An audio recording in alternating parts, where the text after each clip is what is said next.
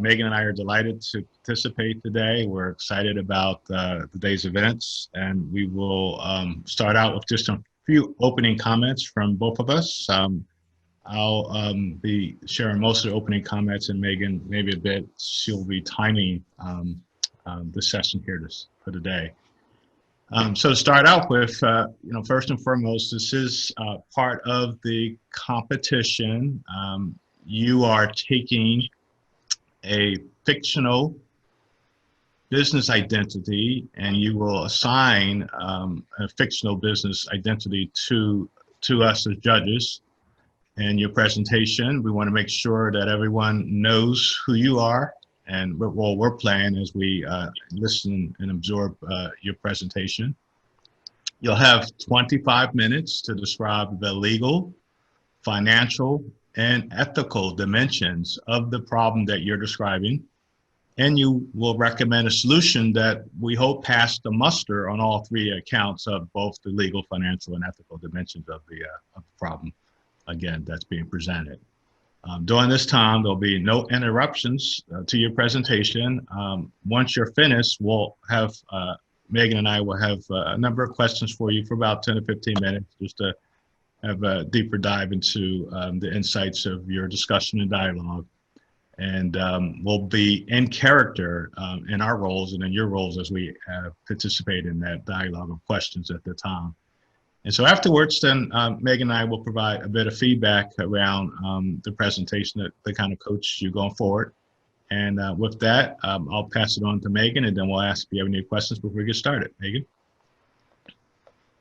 Thank you, Joe. So yes, basically Joe and I are the senior judges hosting the session here today. We have a couple other judges joining us as well. So we look forward to all engaging with you and hearing your presentation.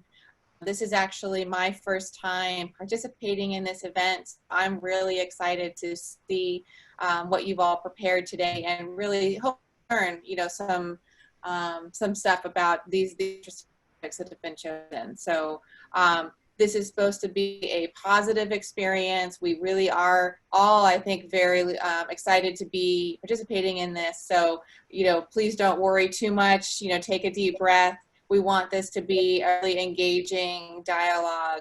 So just encourage you to take your time. I know I say take your time. I am going to be the clock watcher for this session. So I probably should have made like signs or something, but yeah, so I will be keeping an eye on the time. Just we want to make sure that we allow time, like Joe said, for some good questions and dialogue, after the session. So that was the key stuff I wanted to hit on. I'll just take a minute, I guess, to introduce myself, and then I think we can just, introduction so that you kind of understand your audience today. So my name is Megan Weiss. I am an ethics director at Raytheon Technologies, which is a contractor.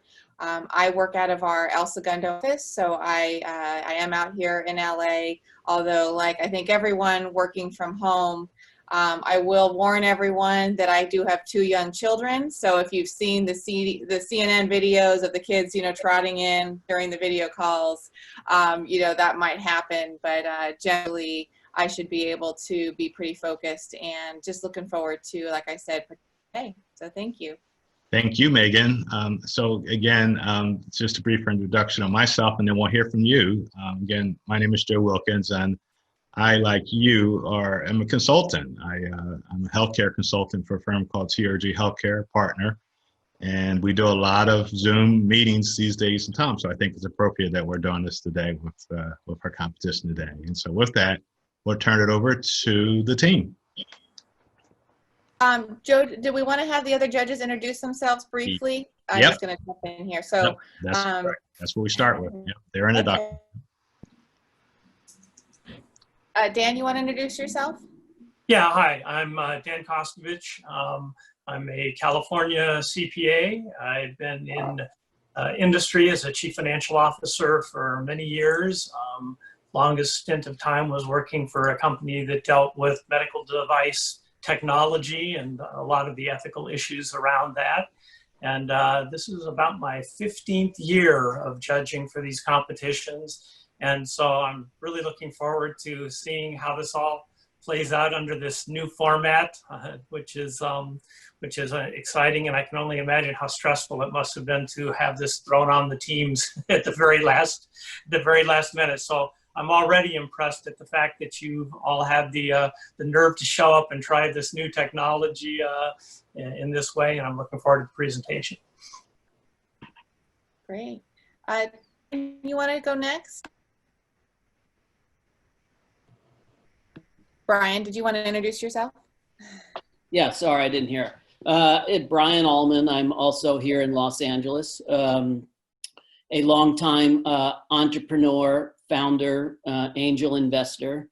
I've been involved in 25 different startups, mentor a lot of young entrepreneurs joining the workforce.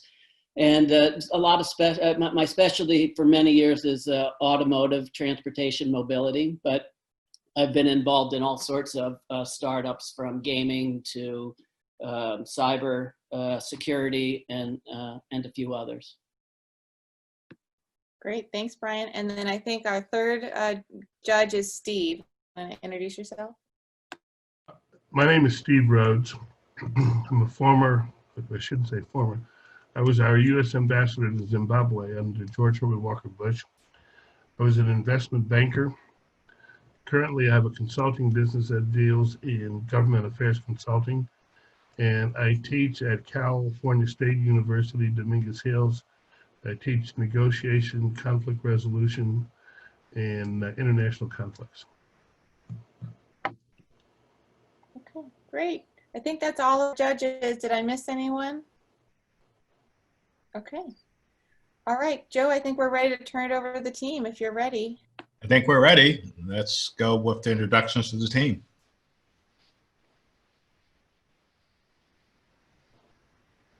Okay. Is it okay if we load up the PowerPoint at the same time as we introduce ourselves? Okay.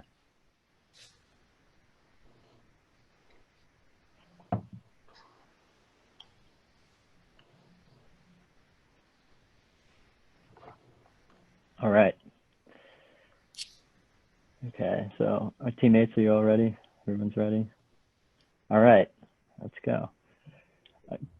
Good morning, Cisco Board of Directors. We are Caretta Consulting. Thank you for joining us this morning on our presentation of speed, security, and espionage on our belief that Cisco should challenge Huawei in the race to 5G. My name is Patrick Bauer. I'm Katarina Oster. And I'm Daniel Menendez. Unfortunately, Jeriana will not be joining us today due to a family emergency, and therefore we will be taking over her role and her part of the presentation.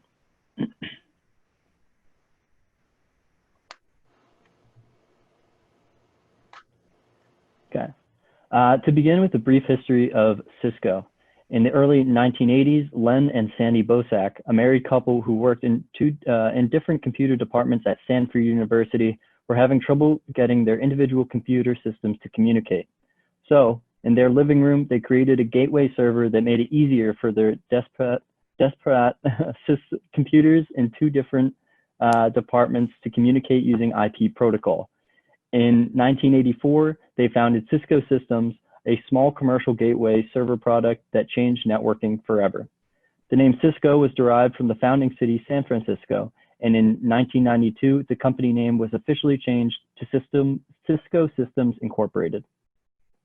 The first product that the company marketed was called the Advanced Gateway Server, or AGS, and a variety of other servers which Cisco now refers to as the old alphabet soup products quickly followed. In 1993, Cisco came out with the amazing 4000 router, and then created the even more amazing 7000, 2000, and 3000 series routers. These are still around today and evolving almost daily, it seems. Cisco has since become an unrivaled world leader in the networking for the internet. Its networking solutions can easily connect users who work from diverse devices on separate systems. Cisco products make it simple for people to access and transfer information without regard to differences in time, place, or platform. In the big picture, Cisco provides end-to-end networking solutions that customers can use to build an efficient, unified information infrastructure of their own or to connect to someone else's. This is a vital piece in the internet/networking industry puzzle because a common architecture that delivers consistent network services to all users is now a functional imperative. Because Cisco system offers such a broad range of networking and internet services and capabilities, users who need to regularly access their local internet or network can do so unhindered, making Cisco's wares indispensable. To talk about our next company, Huawei. Huawei is a massive tech company producing telecommunication services, enterprise tech, and consumer devices like the smartphone. The company sells its products in more than 170 countries, and in 2019, Huawei surpassed Apple to become the second biggest smartphone seller in the world. The company raked in almost $93 billion in sales last year, which puts it on par with the company Microsoft. Huawei is the largest maker of telecommunications equipment in the world and the world's second largest smartphone manufacturer behind Samsung. Huawei was founded by Ren Zhifei in 1987, and he still serves as the company's CEO. Before Huawei, Ren worked as an engineer for China's military, the People's Liberation Army. The company's first major breakthrough came in 1993 when it launched its CNC-08 program-controlled telephone switch. It was at the time the most powerful switch available in China, created after years of R&D in reverse engineering. By initially deploying in small cities and rural areas and placing emphasis on service and customizability, the company gained market share and made its way into the mainstream market. Huawei also won a key contract to build the first national telecommunications network for the People's Liberation Army, a deal one employee described as small in terms of our overall business, but large in terms of our relationships. For many observers, Huawei has seemingly come out of nowhere to become one of the world's most dominant technology brands and companies. And this is primarily because Huawei is a business-to-business company. Its biggest gains have been outside of the public eye. Major customers include telephone and internet operators, which use Huawei's expertise to provide services to customers under their brand name, but not under Huawei's. It also lacked worldwide fame due to its Chinese origin. With up to 1/5 of the world's population within its own Chinese borders, Huawei has been able to grow while remaining relatively isolated. Today, Huawei's products and solutions are deployed in over 170 countries and serving more than 1/3 of global population. Huawei is the third biggest global manufacturer of routers, switches, and other telecommunications equipment by market share after Alcatel, Lucent, and Cisco. And the brand recently joined the ultra-competitive smartphone race. That being said, there's a long history of the two companies butting heads, with the policy of compliance only very recently being implemented, a choice that we believe Cisco should reassess. We at Caretta Consulting believe that it is Cisco's role to challenge Huawei in the emerging 5G market, a technology which we explain further on the next slide.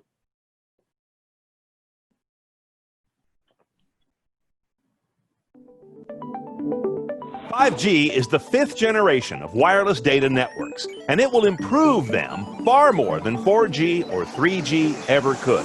You'll feel it in your phone, your home, your car, and in the city and town around you. Downloads and streaming should happen literally without delay. Cars will talk to each other to prevent collisions. And untethered augmented and virtual reality can finally be achieved with real-time response. Not to mention industrial benefits like remote surgery or drone control. 5G does its magic with 3 key abilities. First, high bandwidth. 4G could only muster about 200 megabits per second of data throughput on a good day. 5G can handle up to 1 gigabit or more. That's 1,000 megabits a second on up. Low latency. 4G suffers from around 100 milliseconds or so in response delay or latency. 5G reaction time can be as low as 1 millisecond, which makes everything happen virtually instantly. And dense connections. In a given square kilometer, 4G could only manage to connect about 1/10 the amount of devices as 5G can. If that's some of what 5G does, how does it do it? 5G uses new radio technology, the part of any wireless device that makes the connection. 5G uses some radio frequencies in a band known as sub-6, from 600 megahertz to 6 gigahertz, part of which is also used by current 4G LTE. But 5G will also use a higher band of radio frequencies, from 24 gigahertz to as high as 86. These much higher frequencies bring with them much higher data rates. Now, while these new 5G radio waves can carry more data with higher performance, they can't carry it as far. So 5G will use a lot of so-called small cells. These are small versions of the big cellular towers we all know. 5G will also use some new tricks in these small cells, like beam forming, to efficiently aim transmissions rather than just spray everything everywhere. The bottom line, though, you will need new phones, tablets, portable hotspots, and the like with a 5G radio inside to connect to the new 5G networks. Your current 4G or even 3G gear can't tap into it. 5G networks will also position more data and computing resources closer to you that will avoid blunting 5G's low latency benefits. Most of us do think of phones when we think of wireless networks, but phones may actually be the least interesting thing about 5G. It will also power autonomous cars, so they have awareness of every other car, bike, pedestrian, and traffic signal around them. Smart cities based on 5G can make almost anything that's electric also connected and aware. When a bridge needs repair, why can't it tell someone? With a mesh of 5G connected sensors, it could. And then there's your home. 5G will offer a new way to get internet there, eschewing cable or DSL, and one day maybe even obviating your Wi-Fi router altogether, as devices may just use 5G natively to connect directly to a wireless ISP. 5G has renewed concerns about the safety of cellular radio waves. Some cities. All right, thank you, Pat, for that brief introduction. So the reason we are in front of you today is because we believe Huawei is risking consumer privacy of European citizens specifically, and that Cisco should be the solution to providing 5G in a more ethical manner. So we've concluded that due to the numerous ethical dilemmas that arise from Huawei's operation, that the main issues associated with Huawei are privacy concerns and foreign government interference. So as with any telecommunications company, Huawei collects all their users' data and communications, but by being both the provider of the networks and the devices, Huawei gains even more access to consumer information. And this allows them to conduct espionage through the network, or even for them to disrupt communications. And this becomes especially important as more things from self-driving cars to baby monitors, fire alarms become connected to the internet. On top of that, 5G itself will significantly increase the threat landscape from a cybersecurity perspective because of its design, which makes it more and more difficult to monitor security. And this is especially concerned with Huawei because of who owns the company and the history of their actions, which my colleague will go into further in the legal aspect. So in conjunction with the privacy concerns, what truly makes Huawei a threat to its consumers is the issue of government interference, and in Huawei's case, it being the Chinese government. For instance, looking at China's national intelligence law, which was passed in 2017, it states that organizations should support, cooperate, and collaborate in the national intelligence work. Therefore, China has the authority to demand Huawei to turn over any information or provide access to the communications and technologies owned by Huawei. So this means Chinese authorities can use this information to facilitate espionage or cyber attacks over any Huawei communications technologies. And given China's track record of using cyber attacks to conduct intellectual property theft, this makes the risk of embedding a Chinese provider at the center of critical communications infrastructure immense, and why we believe that Cisco would be a much safer and ethical provider of 5G. So with operating under the Chinese government already posing several ethical dilemmas, Huawei's ownership structure actually puts their ethics into question even more. So Huawei, as mentioned, was founded by Ren Zhangfei, a former member of the Chinese military, who remains CEO to this day. And after Huawei's restructuring in the late 1990s, the firm set up an employment investment fund called the Union of Huawei Investment and Holding to acquire Huawei shares from its employees. And in return, the employees were given units in the investment fund instead of shares, which didn't give them any more voting power and only allows them to have share in the company's profits. And since 2010, the investment fund has been governed by an employee representative commission, which casts votes in shareholder meetings on behalf of all employees. But all of these representatives were initially elected by C-suite executives. And even so, the CEO still has veto power over any decisions made by the commissions, including appointments to Huawei's board. So therefore, as you can see, even though there's 84,000 Huawei employees who hold units in this investment fund that own Huawei's shares, the firm is effectively still controlled by only its senior management, especially the CEO, which is dismissive towards Huawei's often emphasized claim of being an employee-owned company. And furthermore, showing questionable leadership on Huawei's part is that their head of ethics and compliance also acts as the party secretary of the Communist Party. And this begs a lot of questions from an ethical standpoint, whether the company is truly doing right by its consumer if all of its high-ranking executives seem to be somehow linked to the Chinese government, and therefore this kind of suggests that they're representing more of the government's interests rather than the consumers. So these issues that I just mentioned kind of make it evident that Huawei operates in a bit of an ethical gray zone with a lot of influences from higher powers and that don't necessarily have the consumer's best interest. And especially in the European market, which we're looking for Cisco to enter, we believe Cisco would be a much better alternative in terms of doing right by the consumers. So Cisco would be able to provide 5G just as well as Huawei, but without compromising consumer privacy by not having this threat of governmental access to the user's information. So ultimately, this would be providing the greater good, as it would allow the expansion of 5G across the European market without threatening users' privacy. And we believe that Cisco, by entering this market, would fulfill its duty to consumers and employees by providing 5G the right way with no influence from governmental powers.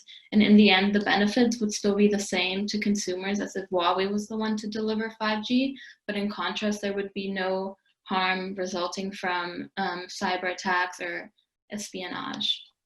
And we thought that it was also important to focus on the specific market, as we're urging Cisco to take on Huawei in Europe, not in China.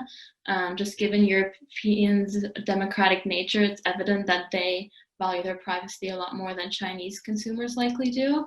So while Huawei's privacy invasion may be normalized in China, it's not suited for the European market and the values of European consumers, whereas Cisco, coming from another Western country, would share these similar values, which is ultimately why we believe from an ethical standpoint, Cisco would have a greater advantage over Huawei. All right, thanks, Kat. So I'm here to back up a bit of what she said on the ethical part with the legal constraints that Huawei has been facing as a company during the last 20 years. First off, let's look at the Cisco System v. Huawei case that happened in 2003 back in the Eastern District of Texas. It was brought there because Huawei used to have their headquarters for the American division there. During this case, Cisco alleged that Huawei had committed intellectual property theft. They had stolen piece of their coding for routers. This case never actually got to a jury trial. It went and settled outside of court when Huawei publicly admitted to had stolen, at least they said, 3% of Cisco's code. We don't know for sure how many they stole, but we know for sure they did infringe on Cisco's intellectual property. Also, right now, they are facing a current case in the Eastern District of New York in a federal court. They have been sued, not only them, but all of their American subsidiaries, which amount to almost 46 companies, and their financial chief officer, Wanzhou Meng. They have been indicted on at least 16 charges, 13 on the first indictment, 3 on the second one. The first indictment accounted for money laundering, racketeering, and a bunch of other charges that basically states Huawei is representing the financial interests and political interests of the Chinese government and represents a national threat to the United States. There's also a case against Wanzhou Meng. Wanzhou Meng is the financial chief officer of Huawei. She also has direct links because her grandparent is part of the Chinese Communist Party. She was taken into custody back in almost a year ago in Vancouver, China, where she had a house and used to reside almost 10 years ago. She was visiting, and the US put an extradition order on her. She's currently facing money laundering charges along another charges because she was a direct link to Huawei's interference in Iran and North Korea.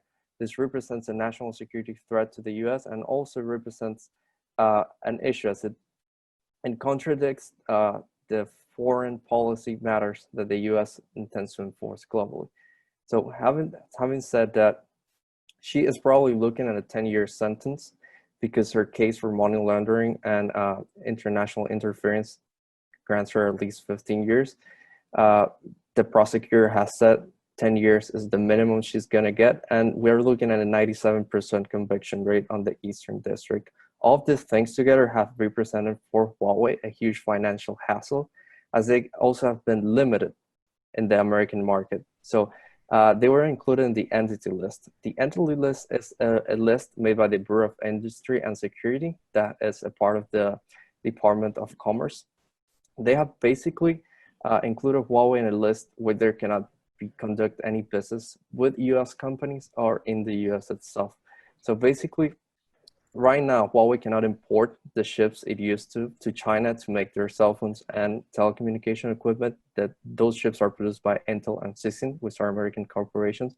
So they have been facing many issues. We probably heard about the licensing issue they have with Android, and they had to look into this operating system. That is mainly one grain of salt in all the issue they have had because of this. We can also recognize the US-China ongoing trade war, which is a huge financial impediment to Huawei. And it also is a political game that's being played against China. So we know for sure that this US administration doesn't plan on support Huawei coming back to the US or Guangzhou meant going free and back to China. With all of this being said, then we know that our ethical claims are backed by all the legal issues that Huawei has faced, not only here in America, but also in Europe and Africa, that I'll not mention because there are extensive, there are a lot of issues. So thanks. I'll leave it to my partner, Pat, to take on the financials. Thank you, Daniel. While discussing the financials of Cisco is important and why we believe that this is their best option to not only grow as a company, but also grow as a representative of good, it is also worth discussing Huawei's questionable financial situation.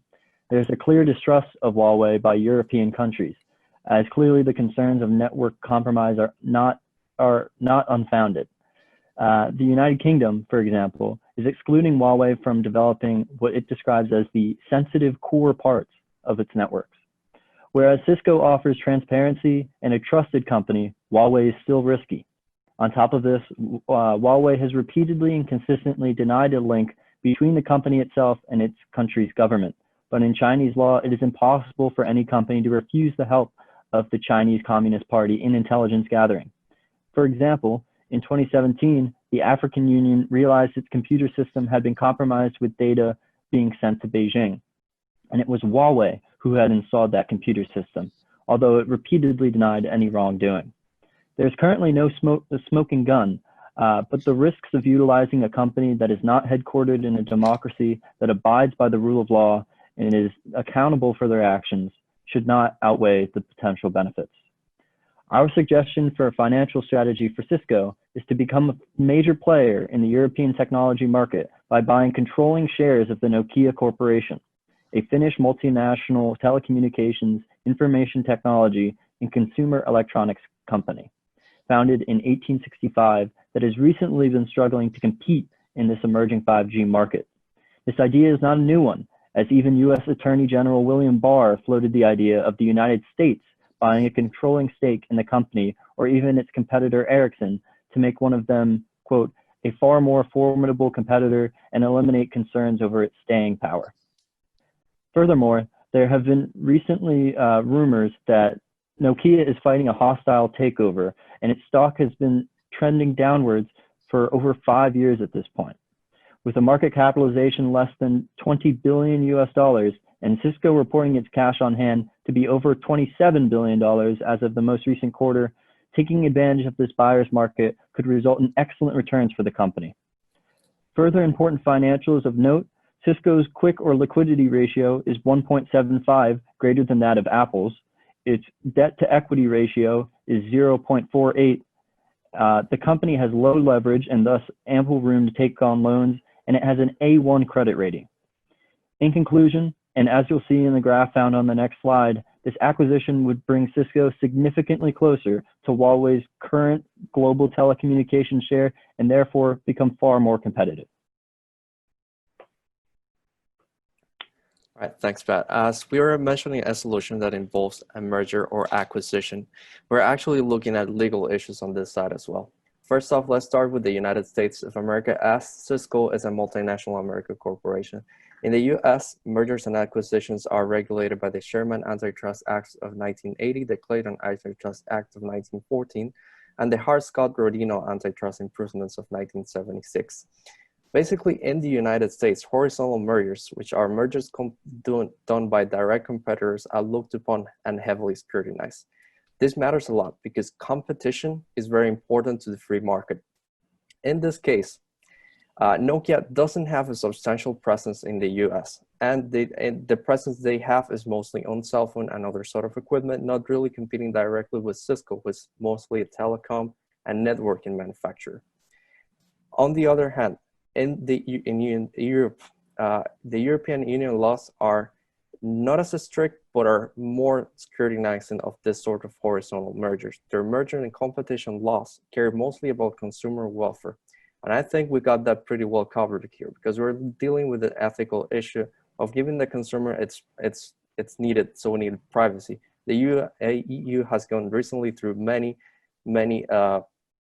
new laws that require more of the privacy concerns that we have arisen here to be regulated strictly. So on the European side, Cisco, as we can see on the graph we have on our right, doesn't really have a strong presence in the telecommunication market. If we combine Nokia and Cisco, we still wouldn't account for the presence Huawei has on international and European markets. Therefore, we consider that on both sides of the ocean, on Europe and on the United States, this horizontal merger would face almost no problems, even though it will face heavy scrutiny, as Cisco is a very big company and Nokia is also a very big company in Europe. So all that being said, we hope you can recognize the benefits of Cisco moving into the European market to take on Huawei and providing consumers a safer and more ethical delivery of 5G. Thank you. Okay, well. Great job. You hit your timing. Great. Sorry, go ahead, Joe. Perfect. Well, Patrick, Katrina, and Daniel, excellent job. Very comprehensive presentation on a very difficult and challenging subject. You know, this is certainly a definite ethical dilemma when we think about it. And so I do appreciate you giving us an overview of the company's histories. I appreciate also the primer on 5G, though as a board of directors we're familiar with the technology, but that video was very effective in highlighting some key aspects, reminding me personally some of the key innovation and technology around 5G was important. And then I also appreciate your detail of the legal section of your presentation, the financial, and then the solutions as regards to those recommendations. So at this point, we're gonna turn it over to some questions and answers to the rest of our judges. So let's kind of open it up to either either Daniel, Bryant, or Steve, if you have any questions, and then we'll go to Megan. I'd just like a little bit more clarification in terms of the, you went over a fair amount of detail on the ethical risks and benefits between Cisco and Huawei. I'm wondering to what extent were you able to determine any underlying risks with Nokia and what their market perceptions in Europe are? Mm-hmm. So you're asking how the European market views Nokia as a company? Correct. And if there's any underlying ethical considerations in Nokia's history, like the ones that you outlined with Huawei. That's a good question. We hadn't specifically looked into that per se, but I think that because Nokia has been such a strong and well-known company throughout the European market, and I personally didn't come across any research that indicated that Nokia was considered in a negative light, that we believe that by taking controlling shares of the company, that it would be a great idea for, like, that Cisco would be building off of a good reputation. Okay, thank you. It's Brian here. First of all, really good, well-rounded presentation. The details came out. I got that. I thought your video was a little long. When you have a certain amount of time to do presentations, I think you could shorten that and take your personal approach to it. So just a personal note from me. One thing you didn't address, and maybe it would be helpful as you got the bigger picture, which is there are so many issues around privacy with American companies on 5G and how to protect them. And so I thought if you could lend a little depth into how to look at Cisco and getting an even bigger company, how they would address the consumer concerns out there with 5G, which are enormous. People they're frightened. You know, there's healthcare issues, there's, you know, interoperability issues. And so I think that, you know, if it were me, I would add another layer of detail that just sort of address this and how Cisco would approach that. So I'm curious if you put thought towards that and it was a choice that you made or not. I'm just trying to understand the question a little bit. So you're saying the issues that Cisco would have from the American market, and whether the American market has any concerns about the technology from that company. Exactly. I mean, how will they be different technically approaching privacy, which we're saying the Chinese have issues and have had legal issues all along. Who's to say they won't? And I think if you address it head on, it would be different than getting the question later. Yeah, I think that's a good point. Do you want us to address that? Sure. Okay. Well, I think that the most important part that Cisco has going for it, as opposed to China, is that it has a nation behind it that is willing to enforce the laws and willing to really say that they were going to put their foot down. And on top of that, when it's in the European market, generally the privacy laws there are better than in the United States when it comes to collecting consumer data. So we would recommend to Cisco that they should just follow the European markets or the European Union's laws that they've done so far, and just carry them over to the United States. And they'd really be continuing to set a good precedent in both continents. Okay. So. Yeah. Thank you. I guess I would follow that up just with if you could break it down into one key point for each. What's the biggest danger if we don't do this, and what's the biggest benefit if we do? Okay. So the biggest danger we took into account when we made this whole presentation is the threat we have to not only national security, but our personal privacy. We have addressed it from the point of view of a government, because it's the broad view, but in reality, what concerns us is the customer. At the end of the day, what is most important is what is the customer field, the market. That's how Apple has been such a big corporation, taking into account the customers. So we know here customers in Europe would not be okay with having a Chinese company running their communications network that they know the Chinese government can at any moment compel to sell their information on any needed basis. On the other hand, in the US, if that were to happen, like it happened, we could cite the San Bernardino terrorists that had the iPhone that they couldn't lock. Apple went to federal court over that matter. We know Cisco would go to federal court over a matter in the case the United States requires such a breach of privacy of their customers. That is our main point of view. We trust that the legal system here in the United States and in Europe is strong enough to not warrant any sort of concern. And we have, in the last few years, strictened all of these regulations regarding privacy concerns so as to limit more companies than governments of selling information. Okay, thank you. Steve, any thoughts, questions?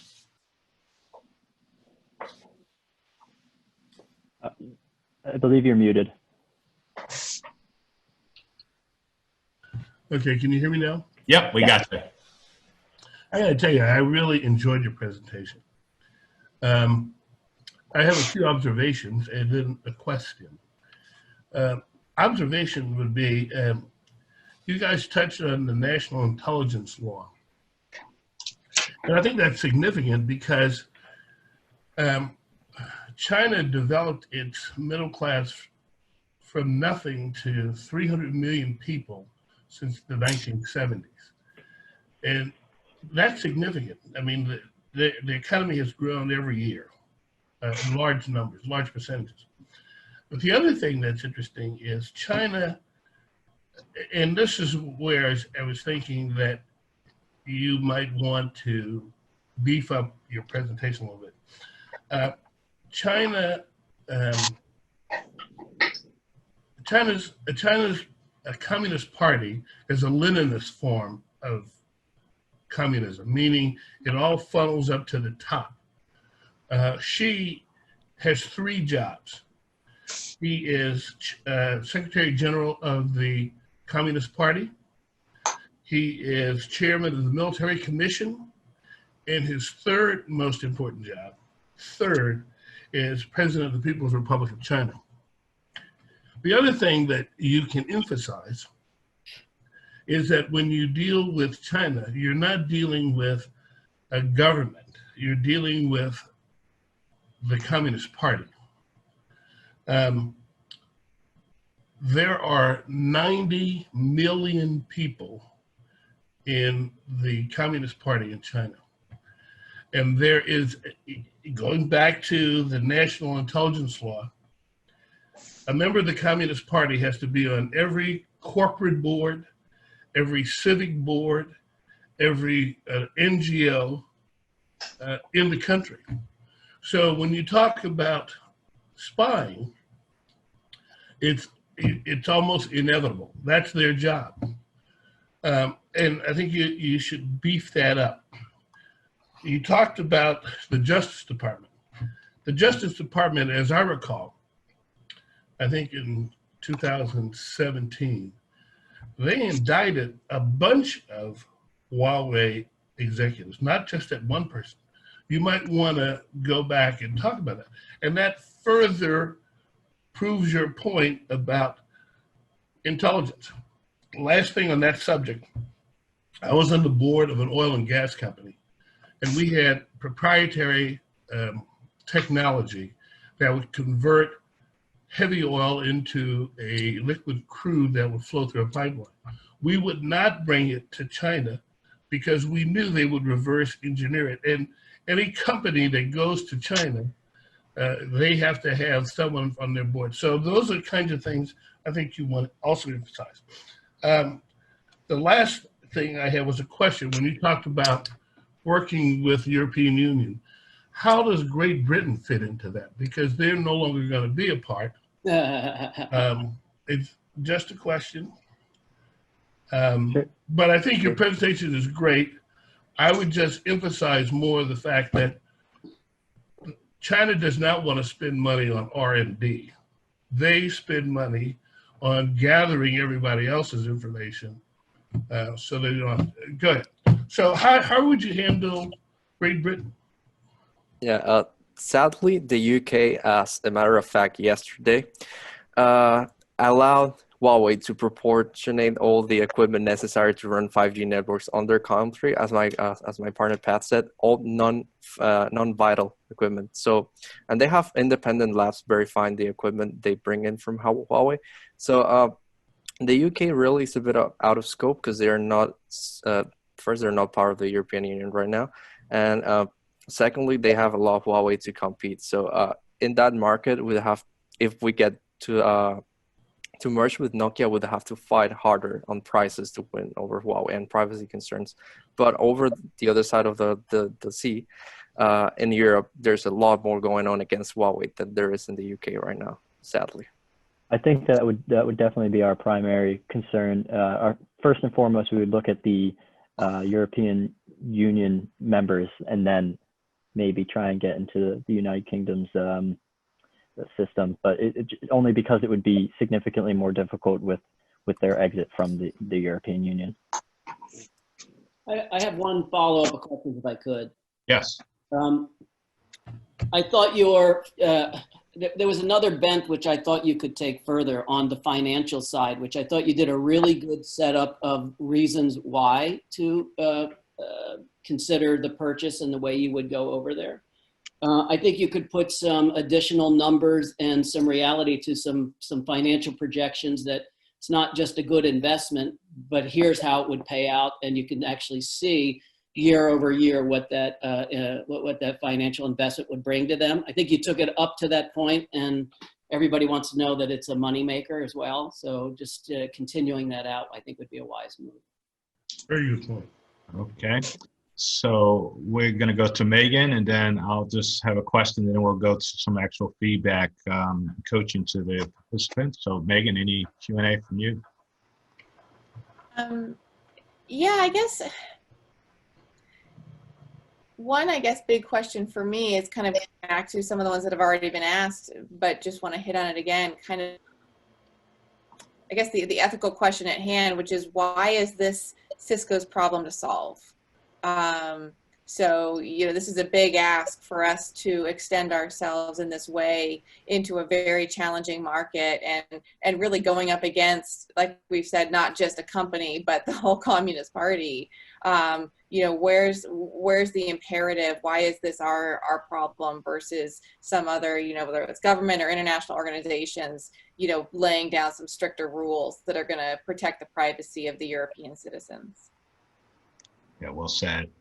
And for my part, I wanted to focus on the SDG number 9, the Sustainable Development Goal that was pointed to in this presentation regarding industry, innovation, and infrastructure, build resilient infrastructure, promote inclusive and sustainable industrialization, and foster innovation.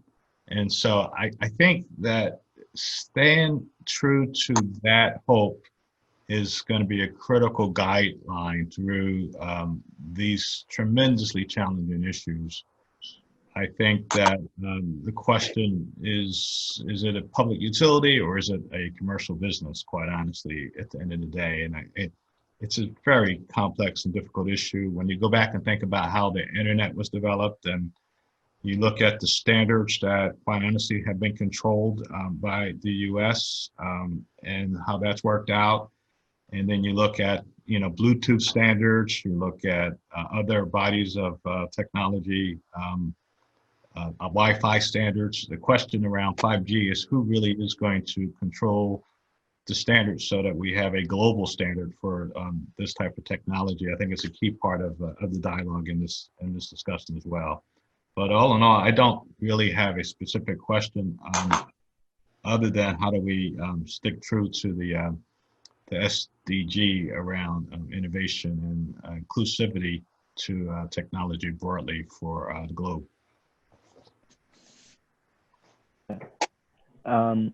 So just to recap, the first question was really regarding why Cisco should enter the European market. And then the second one was regarding the Sustainable Development Goal. Correct. Okay. So I think to start with why Cisco is really putting itself out there in this situation. And it's not an easy decision for a company to expand into a new market. But what we see this as a huge opportunity for the company. They have a presence in Europe. It's not a tremendous presence. I believe that they have a headquarters in the northern part of Europe. I want to say the Netherlands. I might be wrong on that.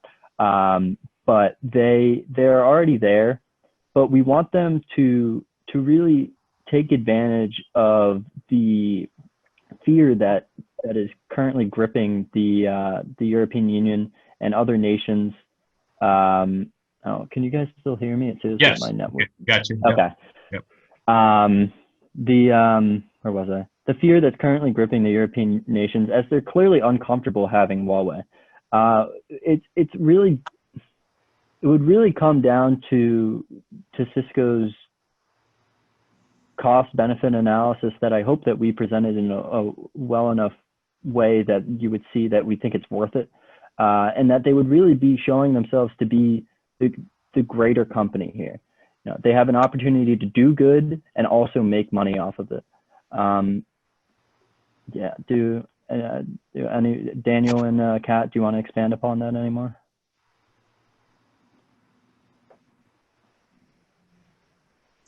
Okay, so I think if for Sorry. I'm sorry. Daniel is talking, but he's muted. Okay, there you go.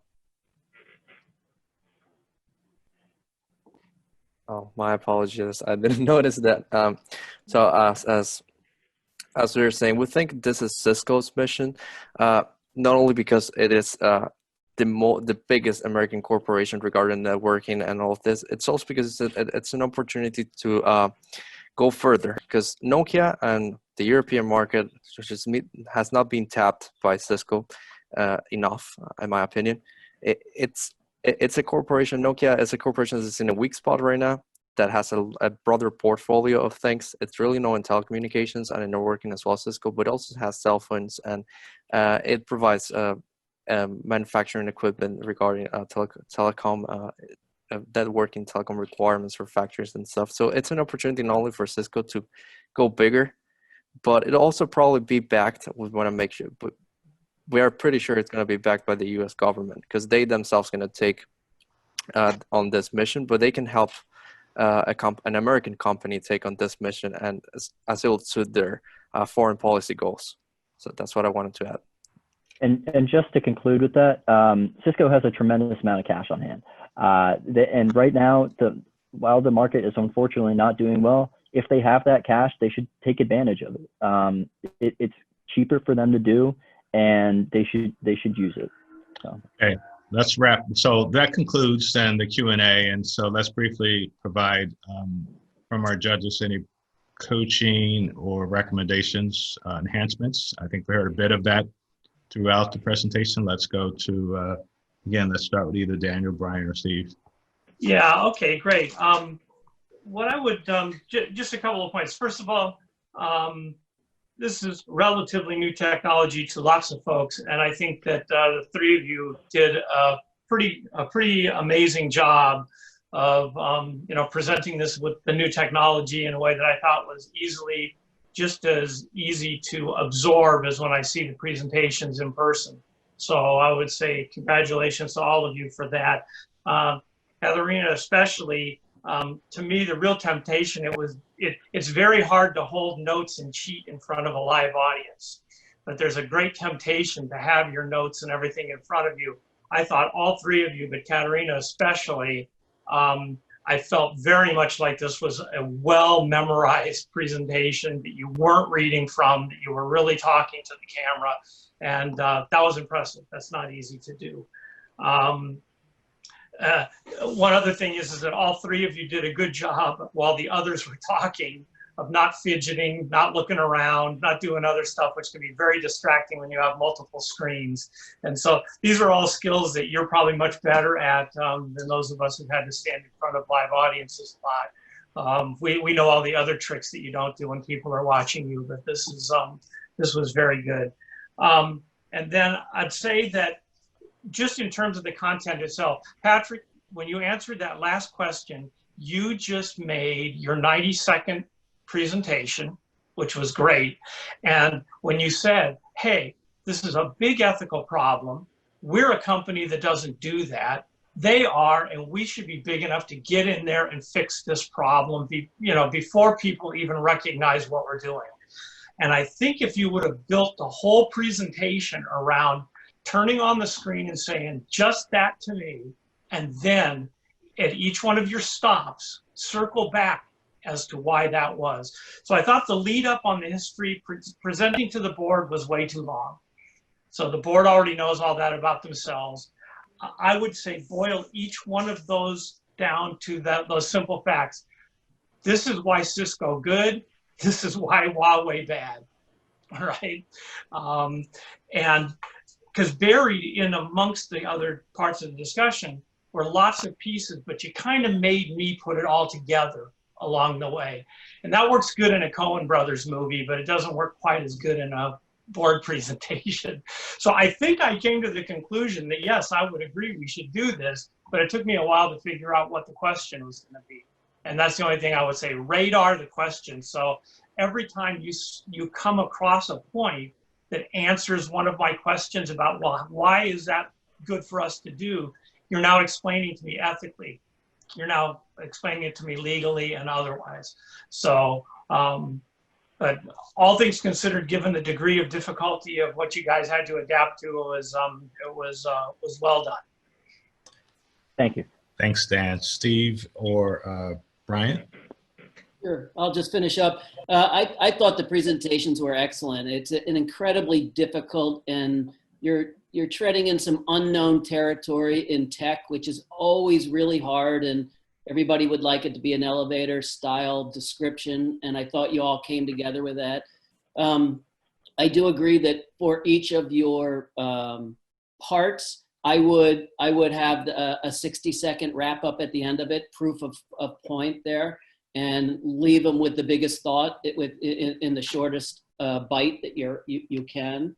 I did want to go back to Joe just for 1 second. I want to say that I think your presentation as a whole, why Cisco, it's almost like that's where you should start. You know, it's your brand represents this, and we think this fits into it, and here are all the reasons. And so I think you're really onto something with that can then be answered in any of the three big areas. And so you can always come back to it, and it's a way to make money, and you know, it's making money while doing well. So I applaud all your abilities to get all this out there in the time that you had.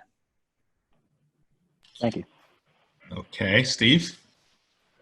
You know, I think you guys did a fabulous job. As I listened to the other judges, I agree that if you could show contrast in comparison between Huawei and Cisco, it becomes pretty broad, because we're talking about communism versus democracy. Huawei is, you know, spying for the communist government. Cisco has incredible credibility, and one of the things, Cisco trained technicians are recognized around the world. So, you know, if you emphasize that and show how Huawei bad, Cisco good, and focus on those kinds of things, since we're talking ethics, I think you have a great presentation. And that would be the only thing that I would tweak. Hey, Megan? Thank you. Yeah, definitely resonate with everything that's already been said. A couple specific things I just want to hit on.